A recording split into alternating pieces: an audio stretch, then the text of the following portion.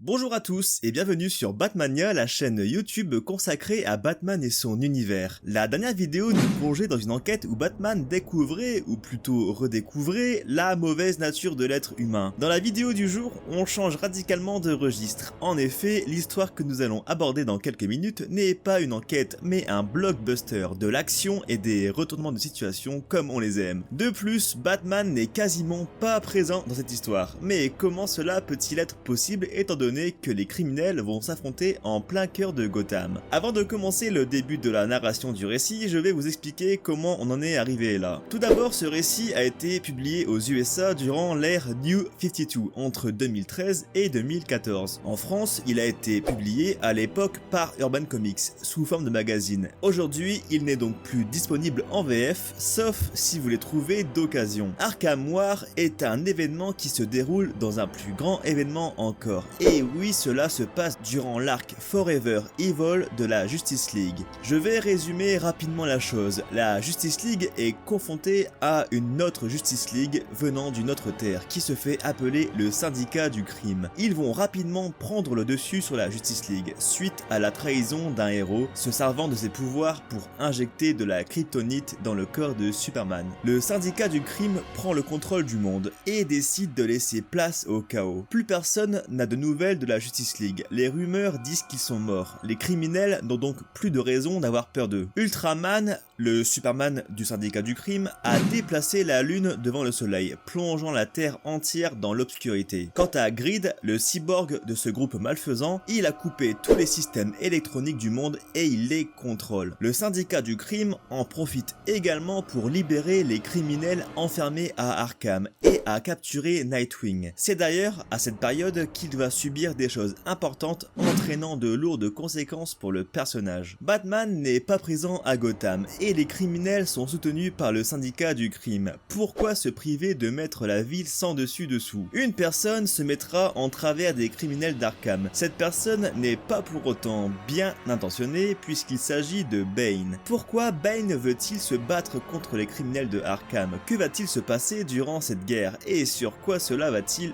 aboutir? Avant de commencer la vidéo, je te laisse t'abonner à la chaîne pour ne pas rater mes prochaines vidéos. Je t'invite également à me rejoindre sur Instagram. J'y communique souvent avec vous et je vous partage plein de choses en rapport avec Batman. Bon, sans plus attendre, lançons-nous dans la Arkham War.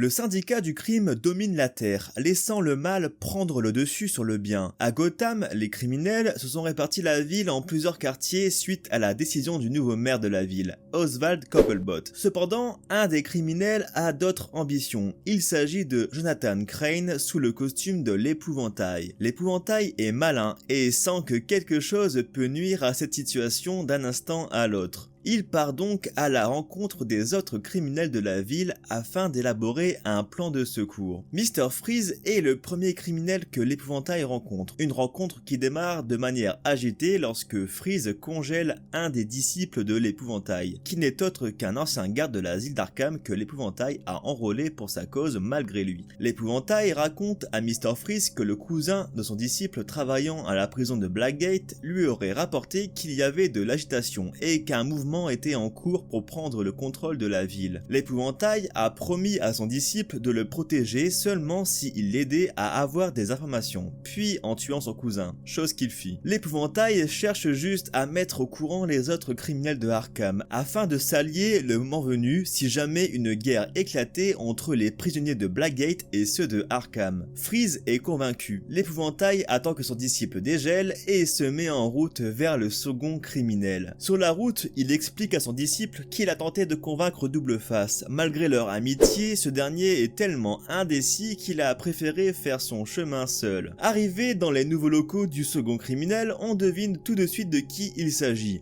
Le Sphinx accueille l'épouvantail dans la bibliothèque de Gotham. Il lui dit qu'il connaît la raison de sa présence ici. Le Sphinx, ayant déjà été enfermé à Blackgate et à Arkham, connaît la rivalité entre les deux endroits. Si les occupants des deux lieux étaient libérés, ce ne serait qu'une question de temps pour qu'une guerre entre les deux parties éclate. Il déclare cependant qu'il préfère rester neutre, car c'est le meilleur moyen pour survivre. L'épouvantail et son disciple partent désarmés à la recherche d'un autre criminel, ou plutôt d'une criminelle. Ils se rendent dans le quartier de Poison Ivy, mais ils n'arrivent pas à mettre la main dessus. Quand soudain, un homme visiblement costaud apparaît et s'en prend aux deux personnages. Ils se rendent compte qu'il s'agit du cousin du disciple qu'il avait tué. Enfin, du moins c'est ce qu'ils croyaient. Ils comprennent rapidement qu'il est sous une drogue qui ressemble étrangement au venin de Bane. L'intervention de Killer Croc sauve la vie des deux hommes. L'épouvantail lui propose sans plus tarder d'être de son côté si jamais une guerre éclate. Bien que Killer Croc soit désormais considéré comme le roi des égouts par des gens l'ayant rejoint, il se dit prêt à participer à n'importe quelle guerre. Durant l'affrontement, des plantes ont été abîmées et cela a permis de faire sortir Poison Ivy de sa cachette. L'épouvantail peine à convaincre Ivy que quelque chose peut les nuire et qu'il faut s'allier contre ce mal qui semble arriver plus vite que prévu. Poison Ivy lui confie que depuis que la lune cache le soleil, ses pouvoirs sont affaiblis. L'épouvantail révèle à Ivy que des générateurs de secours ultra puissants se trouvent dans le sous-sol de la prison de Blackgate, car en effet, ils permettent de maintenir les ergots de la cour des hiboux dans le froid. Cette puissance peut créer de la lumière, et bien qu'elle soit artificielle, cela permettra à Ivy de retrouver une partie de ses pouvoirs. Si vous désirez en savoir plus sur les ergots et comment ils se sont retrouvés dans cet endroit, je vous invite à visionner la vidéo sur la cour des hiboux. Dans un autre quartier de Gotham, dans ce qui semble être un hôpital, un patient a l'air de prendre la fuite face à un docteur, mais ce n'est pas un banal docteur, mais le professeur Pig, accompagné de ses Dolotrons, génie maléfique qui utilise les habitants de Gotham pour ses expérimentations. L'épouvantail débarque en lui demandant comment est-ce possible qu'en si peu de temps, il ait réussi à provoquer un aussi gros bordel dans son quartier. Professeur Pig l'interrompt en disant savoir pourquoi il était là, et que son seul but était d'unir les criminels par la peur pour ensuite les diriger. L'épouvantail tente tout de même de le convaincre, car les Dolotrons de Pig peuvent avoir un impact sur la guerre à venir. Cependant, Pig ne souhaite toujours pas faire partie de cette alliance. Suite à leur escapade, on retrouve l'épouvantail sur un toit d'immeuble. Il se débarrasse de son disciple en prétendant que c'est le seul moyen de guérir sa peur. Il est plutôt optimiste et déclare qu'après la guerre, ce sera à son tour d'avoir le contrôle sur Gotham. L'épouvantail a réussi à convaincre certains criminels de Arkham, mais cela suffira-t-il à arrêter Bane? Au même moment, Bane débarque à Gotham avec ses hommes venant de Santa Prisca, l'île dont Bane est le dirigeant depuis peu. Il dit haut et fort qu'il est le seul et unique leader du groupe. Profitant de l'absence de Batman et ses alliés, il veut lancer ses hommes sur Gotham pour prendre le contrôle de la ville. Bane a appris que les criminels de Arkham s'étaient approprié la ville sous forme de quartier. Il souhaite reprendre la ville en prenant possession des quartiers un par un. Il veut par-dessus tout détruire l'épouvantail, qu'il estime être l'ennemi à abattre car il peut soumettre les gens à ses envies grâce à la peur. On apprend au même moment que Bane a fait infiltrer des gardes à la prison de Blackgate et qu'en plus de la perte des systèmes électroniques causés par le syndicat du crime, les criminels de Blackgate sont maintenant libres. Bane a désormais dans son camp une armée de soldats s'étant injecté le sérum Venom de Bane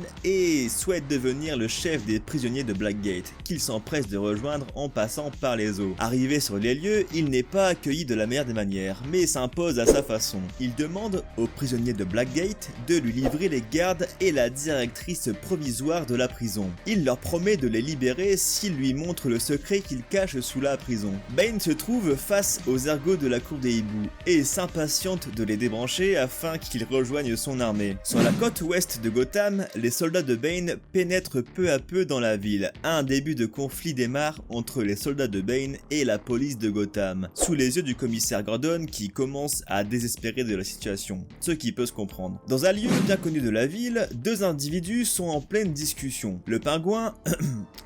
le maire de la ville souhaite que l'épouvantail cesse de rendre visite aux criminels, car attiser la peur les agite encore plus. Le pingouin ne veut pas que la situation empire, car elle est pour l'instant sous contrôle. Le pingouin exige d'eux d'arrêter de se montrer comme étant faibles et d'aller empêcher Bane de conquérir conquérir la ville qui désormais lui appartient. Malheureusement, les troupes de Bane sont déjà en marche vers les différents quartiers de la ville. Quant à lui, il se trouve dans l'hôpital du professeur Pig. Avec facilité, il parvient à lui briser les bras et à capturer les Dolotrons. Il veut faire passer un message. Tous les criminels de Arkham vont être éliminés, car selon lui, il ne reste plus que lui en guise d'autorité suite à l'absence de la Justice League et surtout de Batman. Bane n'est pas le seul à vouloir faire passer un message. Dans un autre quartier de la ville, les soldats de Bane sont aux prises avec des chauves-souris. Non pas les alliés de Batman, mais les alliés de Man-Bat. Kirk Langstrom, le Man-Bat original, a souhaité se forger une armée de chauves-souris comme lui, et se bat du côté des pensionnaires de Arkham. Il veut faire passer un message à Bane, disant que la science a toujours été en guerre face à l'ignorance. Pendant ce temps, on retrouve Jim Gordon et son agent dans une camionnette de glace. Le commissaire ne souhaite pas baisser les bras et dit à son agent inquiète que c'est pas le premier événement apocalyptique que Gotham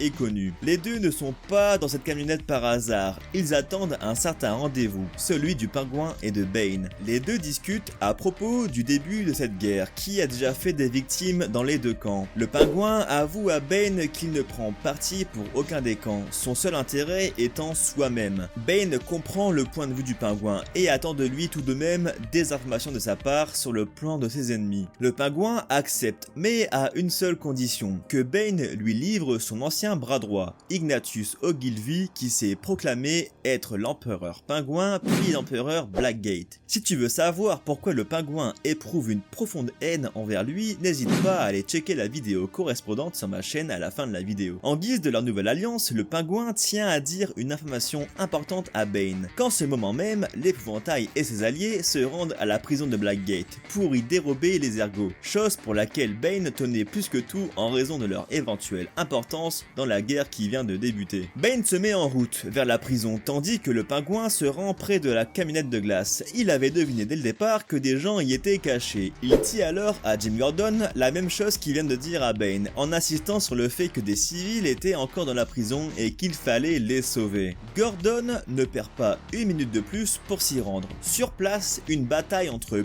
prisonniers de Blackgate et d'Arkham a déjà commencé. Gordon cherche la directrice provisoire Agatha. Après l'avoir trouvée, il ne tarde pas à s'enfuir malgré que d'autres civils dont l'assistant de Agatha soit encore dans la prison. La bataille dans la prison n'est qu'une diversion pour que l'épouvantail, accompagné des hommes chauves-souris, puisse voler les ergots. L'épouvantail suggère à Man-Bat et ses amis chauves-souris de se dépêcher. Premièrement car les ergots ne pourront pas survivre sans une source d'énergie, et deuxièmement car il sait que le Pingouin ne retiendra pas Bane très longtemps. Et il a raison, Bane est déjà là et s'élance sur l'épouvantail, le retenant au sol. Malgré ses appels à l'aide, Man-Bat souhaite poursuivre le plan de base consistant à emmener les ergots dans le laboratoire de Mr. Freeze. Les chauves-souris humaines s'envolent, mais Man-Bat est attrapé par Bane qui l'assomme et récupère le seul ergot ne s'étant pas volatilisé. Entre-temps, Gordon, son agent et Agatha s'échappent de la prison. Ils arrivent dans le véhicule leur ayant permis d'arriver rapidement à la prison,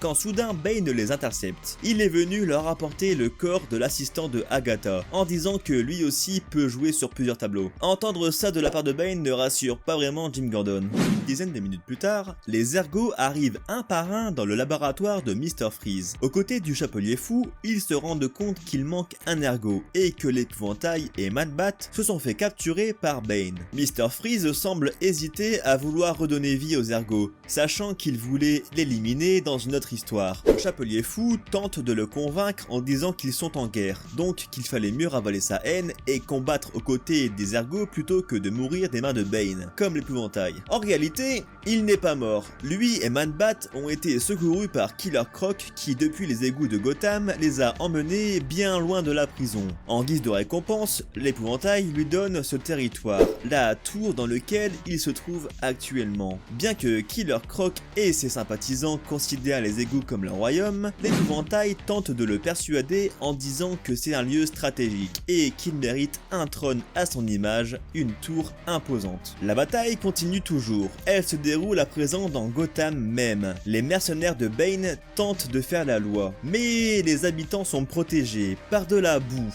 gueule d'argile et de la partie, et souhaitent que les mercenaires s'en prennent à quelqu'un de leur acabit. Il se fait cependant congeler. Mr. Freeze serait-il changé de camp? Et non, l'arme de Mr. Freeze est entre les mains de l'empereur Blackgate, qui déclare que les fous parlent toujours au lieu d'achever leurs ennemis. Leçon qu'il apprendra lorsqu'il se fait attaquer par Poison Ivy, qui regrette que l'empereur Blackgate ait changé de camp, et qu'il aurait mieux fait de rester de son côté. C'est au tour de Bane d'intervenir en disant qu'il aurait aimé que Poison Ivy soit dans son camp. Se croyant sauvé, l'empereur Blackgate remercie Bane, mais ce qu'il ne sait pas, c'est qu'une prime a été placée sur sa tête. Le pingouin est ravi que Bane tienne ses engagements. Trêve de bavardage, Bane est pressé et souhaite récupérer ses ergots à tout prix. Le pingouin lui avoue que l'épouvantail a été secouru par Killer Croc, qui occupe désormais la tour Wayne. Il ajoute que ni l'épouvantail ni ses alliés ont peur de lui. Ils ont vécu pire lorsque Batman était en ville et n'ont peur que d'un seul homme.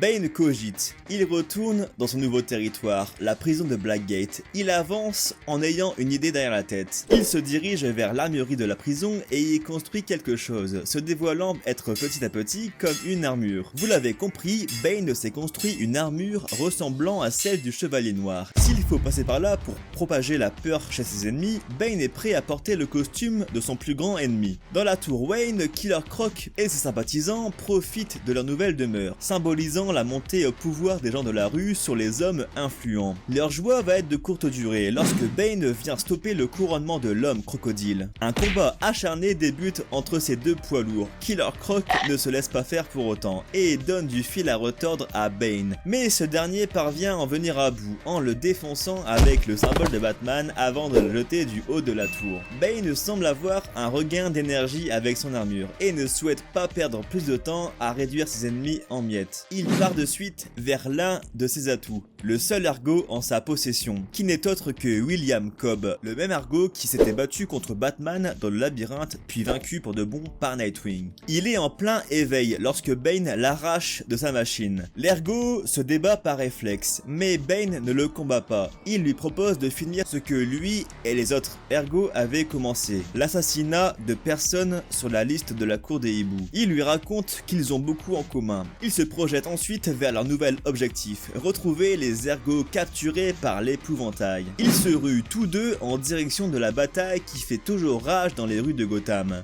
L'ergot s'en prend à Sumo, l'un des prisonniers de Arkham, et le bat facilement en utilisant les pouvoirs de Firefly qui n'étaient pas loin. Bane lui s'en prend à Victor Zsasz, qui pourtant déclare ne faire partie d'aucun camp, malgré la proposition de l'épouvantail. Son seul but est de faire des victimes pour rajouter des cicatrices sur son corps. Bane se sent comme le sauveur de Gotham. Son nouveau bastion est la tour Wayne, où il invite les habitants démunis de s'y rendre afin qu'il les protège pour qu'ils n'aient plus peur des fous d'Arkham. Il torture Victor Zsasz pour qu'il lui révèle où se trouvent les ergots que l'épouvantail a capturés. On apprend qu'il compte booster les ergots avec son sérum Venom et n'a pas peur des représailles de la cour des hiboux. Ces mêmes ergots qui, en ce moment même, sont en train d'être réveillés par Mr. Freeze et l'épouvantail. Ils ont reçu une dose de la toxine de l'épouvantail, les rendant un peu plus forts. Puis une puce magnétique du Chapelier Fou leur a été implantée dans leur casque afin de pouvoir être contrôlés. Les ergots sont libres, ils quittent les égouts et rejoignent le champ de bataille. Ils parviennent à éliminer sans difficulté les soldats de Bane et commettent d'importants dégâts, réduisant petit à petit son armée. Bane souhaite les arrêter, mais William Cobb le prévient que les ergots ne s'arrêteront que si leur cible est éliminée. Bane parvient à en éliminer un, du moins c'est ce qu'il croyait avant qu'il revienne à la vie. William Cobb a préparé un plan et pour cela il a besoin de Bane. Il arrive à dégoter des chevaux et s'enfuit tous deux. William lui dit que leur fuite sera de courte durée. Il demande à Bane de se rendre vers une allée droit devant lui qui est très étroite, car c'est après lui que les ergots en ont. La course-poursuite a en effet été très courte. Les ergots parviennent à faire chuter le cheval de Bane qui se trouve désormais dans l'allée étroite. Bane démarre le combat en disant que ça faisait longtemps qu'il souhaitait être entouré des ergots, mais pas dans ce contexte. Le combat fait rage, quand tout à coup, William Cobb dit à Bane de s'abaisser. Une faux immense dévale le haut de l'immeuble et tranche en deux tous les ergots qui se trouvaient autour de Bane. Cette blessure fatale va permettre aux capacités de régénération des ergots d'être à leur apogée. La concentration que cela implique permet aux ergots de combattre le contrôle mental effectué par le Chapelier Fou. La dernière étape approche tout doucement.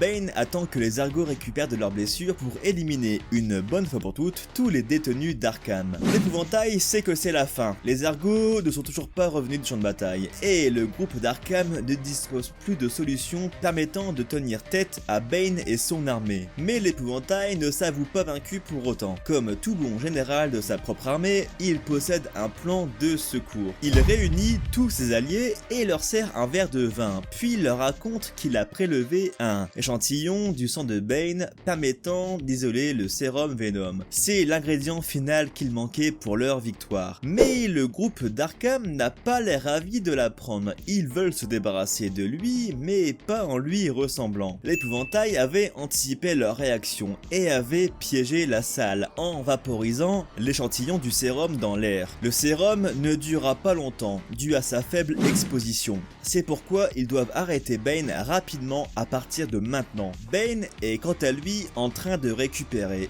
et de se soigner des lourdes blessures qu'il a subies durant la bataille précédente. Les ergots sont eux aussi en pleine régénération. Bane a-t-il les yeux plus gros que le ventre à vouloir dominer le monde en plus de Gotham? Il va déjà falloir arrêter les détenus d'Arkham qui se dirigent à toute vitesse vers la prison de Blackgate. Le groupe d'Arkham ayant inhalé le sérum Venom ont une force décuplée et se déplace plus rapidement. L'armée de Bane a du mal à contenir le groupe d'Arkham jusqu'à l'arrivée de Bane qui, à peine remis de ses blessures, prend part au combat. Le combat n'aura pas lieu ici. Man-Bat l'agrippe vers une autre destination. Suivi des détenus d'Arkham, les suivants en hélicoptère. Bane est relâché au pied de l'asile d'Arkham. L'épouvantail a souhaité l'humilier en finissant le combat à cet endroit, lui rappelant que même avec le costume, il n'était pas Batman et qu'il mourra loin de chez lui. Le combat final éclate entre Bane seul et les détenus d'Arkham. Bane leur dit qu'il ne se laissera pas faire et qu'ils doivent se dépêcher de le tuer avant que le sérum se dissipe dans leur corps. Le sérum leur permet certes d'avoir de meilleures conditions pour se battre, mais Bane leur rappelle qu'il faut savoir utiliser le sérum, ainsi qu'avoir une condition physique idéale pour l'utiliser de la meilleure manière. Les minutes passent et Bane est toujours debout, tandis que ses adversaires tombent un par un.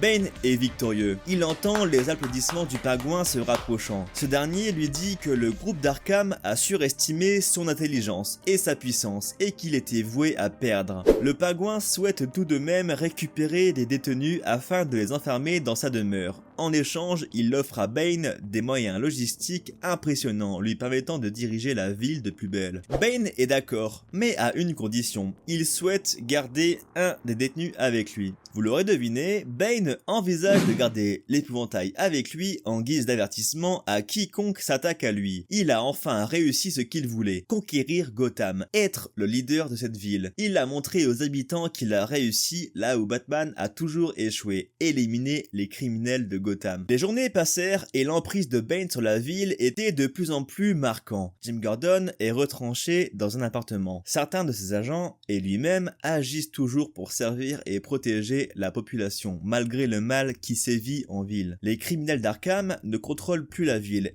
C'est désormais un ennemi bien plus fort et ambitieux. Dans un endroit éloigné de Gotham, Alfred et Titus, le bat-chien, s'inquiètent pour leur maître, qui n'a plus donné signe de vie depuis que le soleil n'est plus réapparu. Soudain, le chien commence à s'agiter. Alfred réalise alors qu'il n'avait pas tort d'espérer le retour de son maître. Hors du manoir Wayne, il fait de nouveau jour, et les systèmes électroniques refonctionnent de nouveau. En ville, des mercenaires souhaitent échanger des provisions contre des objets de valeur, mais ils sont rapidement arrêtés par Bane qui désire offrir aux habitants la vie d'avant, espérant que ceux-ci le vénèrent pour le bien qu'il transmet à la ville. William Cobb vient à sa rencontre et lui informe que les satellites sont de nouveau en marche et qu'il pense que les renforts devraient débarquer dans Gotham durant les prochains jours. La tour Wayne abrite de nombreuses armes de guerre, prêtes à être utilisées contre le moindre individu tentant de reprendre Gotham des mains de Bane. Après William Cobb, c'est au tour d'un garçon de venir à la rencontre de Bane. Ce dernier lui demande de l'aider à guérir sa mère qui est très souffrante. Bane entre dans sa maison et en ressort quelques minutes plus tard en lui disant d'aller enterrer sa mère, et que dans ce monde, pour être fort, il ne faut pas chercher de l'aide à droite à gauche, mais se débrouiller seul, sinon on serait considéré comme un être faible. Bane emploie la loi du plus fort, et ce pour endurcir les habitants de Gotham. Suspendu sur les fils électriques de la ville, l'épouvantail est à l'agonie. Il n'écoute pas la discussion des deux argots, mais d'un coup il remarque qu'ils ne parlent plus. Quelqu'un les a congelés et a livré l'épouvantail à un service de police non loin de là. L'espoir se lit sur le visage des policiers, et l'épouvantail a l'air ravi que quelqu'un soit de retour. Un ergot conduit une moto jusqu'au moment où il se fait percuter par la Batmobile, puis immobilisé grâce à de la glace sous les yeux émerveillés de certains habitants de Gotham. Il est de retour, et ça, Bane va l'apprendre très vite. Batman l'attend, et est prêt à lui faire payer la tyrannie qu'il a fait subir à sa ville. S'ensuit un combat entre les deux personnages, un combat de plus sur une liste qui s'allonge d'année en année. Bane prétend pourtant avoir sauvé Gotham des criminels d'Arkham. Il demande même à Batman de le remercier pour ça. Oui, c'est très culotté. Le combat est intense. Bane déclare qu'il brûlera en enfer le jour où il aura peur de Batman. Ce dernier lui répond qu'il est l'enfer. De plus en plus violent, les deux antagonistes n'hésiteront pas à frapper de plus en plus fort afin de tenter de prendre le dessus. Mais Batman est animé par une haine, la haine qu'on se soit pris à sa ville et ses habitants durant son absence. Et après un combat épique, il restera le dernier homme debout. En guise d'épilogue, on retrouve Bruce Wayne et Gordon en pleine discussion quant à l'avenir de Gotham après cet événement. Bruce finance les réparations occasionnées par les dégâts de cette guerre. Gotham a connu des crises et en connaîtra toujours, mais la ville se relèvera tout le temps. Quant à Bane, paradoxalement, il se trouve enfermé à l'asile d'Arkham, où une cure de désintoxication l'attend. Je ne vous raconte pas l'ambiance qu'il va y avoir dans les couloirs de l'asile.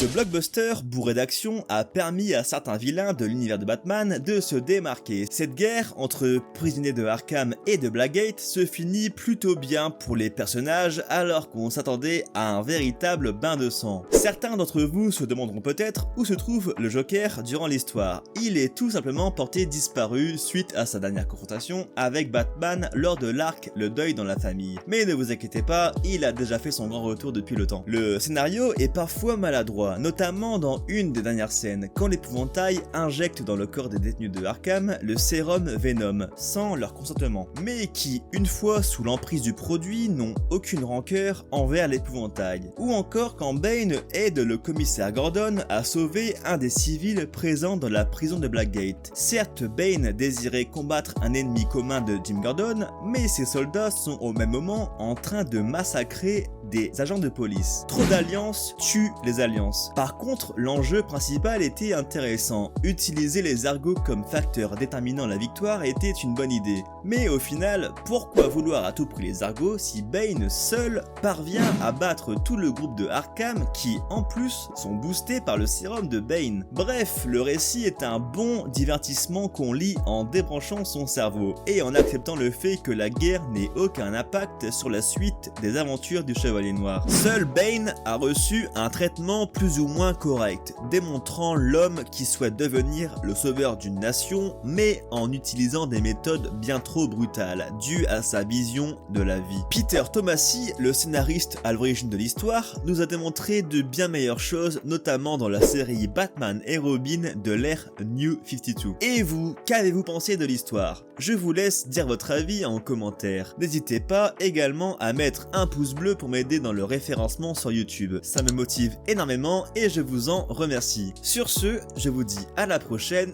et prenez soin de vous. Ciao!